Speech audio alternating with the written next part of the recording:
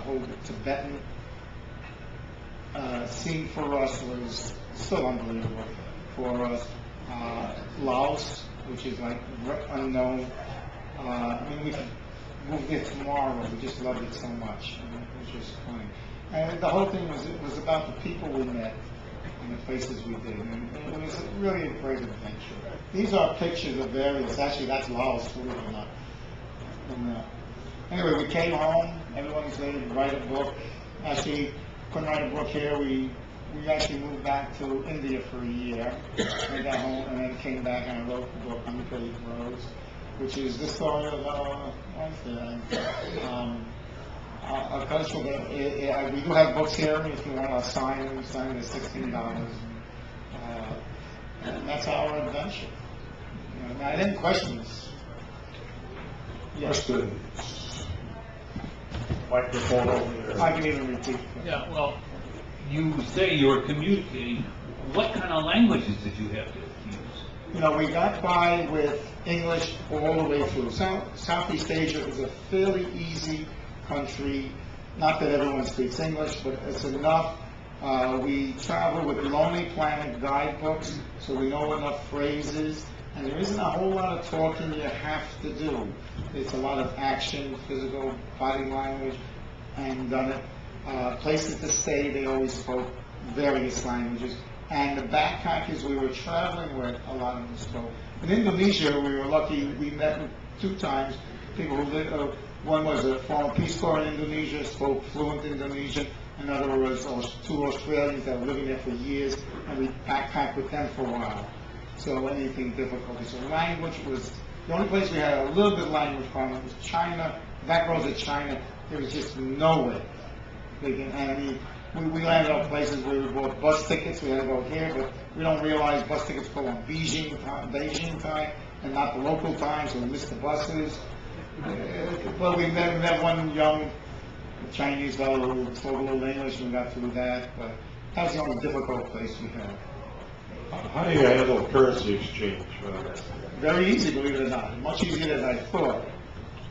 ATM worked in most large cities, even Vietnam. You get into Saigon, ATM was there. Every major city, and don't forget, it didn't cost us a lot of money daily. So I would get to, let's say Saigon, and would kind of guess how much money I need to get through, and just cash enough money. Or you can go into a bank and get a credit card advance on it. So cash was never a problem, except maybe when we got to China. It was hard to communicate, and I really was painless at that time. And someone was able to speak English to enable me to get a credit card advance. It didn't take 2 days. But as a whole, handled the currency fine. The question always comes up medical, and I was coming off of open heart surgery, actually, and they had a list of pills, and we decided that, we'll go and see how it is without it, and it was never a problem with medication or anything. I came back the same numbers I left. What year was this trip? Excuse me? What year was the It trip? started 99 through 2000. Year 2000. Came back. Other questions then? On this side of the room? Yes. When you got into China, went to Tibet, did the government pay any attention to the fact that you had been to the Tibetan homeland first? Yeah, I'll tell you where problems occurred. We originally, the map we had was to lead through Vietnam. And those visas you would have to be specific and say your exit point. And we put the exit point as Hanoi, which we were originally planning to catch a train from Hanoi into Kunming, into China. And when I went to buy my ticket, the Vietnamese government said, no, you can't get a train ticket because the exit point has to be the village on the border. And the only way I can change my visa is to check in, instead of a guest house, I'm going to check into a government hotel, which is like $50 a night, spend 2 nights there, and then you get their stamp and they can give you a visa. We refused, and we're with this bunch of backpackers. I said, come to Laos, we'll go there. That's not sorry. So we went to Laos instead, and no problem we did. Were you ever concerned about your physical safety? Yes, once. We landed up in, actually, this was in Malaysia, we were heading for Lake Toba, and we got there too late. The bus, all these buses break down, but we got into town, and it was 12 o'clock at night, and, we're looking for a guest house, and there's always touts, they go come in and go there. And we got this town, and says, oh, give you this, and these guys for $20 a night. Now, we don't spend more than $8 a night. We refused, and they took us to a place, and I finally refused, and they just left us. And I'm arguing, I'm grabbing him, and finally I just let go, because there's no place, and we had to hike 2 miles.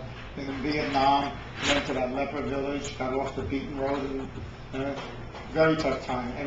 They said everything is $10, I said no, and they threatened us, and got to a point on a lorry where I'm trying to get out of this town. Well, then the same guy, they were drunk up bikers, and he's trying to convince the driver that it's against the law to take foreigners, which it is, on these lorries. These guys and I just physically took him and threw him off the lorry. Otherwise, I'd still be living in Vietnam. Did you eat native food, or how did you get along with your food? Southeast Asia is phenomenal for food. All local food, I think delicious, but I eat anything. And healthy, no preservatives, fresh, $1 a meal each, the biggest meal you can get, and I mean delicious. All through Southeast Asia. I mean, food is their life, actually, and even in the villages. Phenomenal. I'm crazy about food. In India is phenomenal. Food was the best partner for me. Flo will do. She's a vegetarian. Actually, I was a vegetarian on that trip too, and which was no problem in Southeast Asia.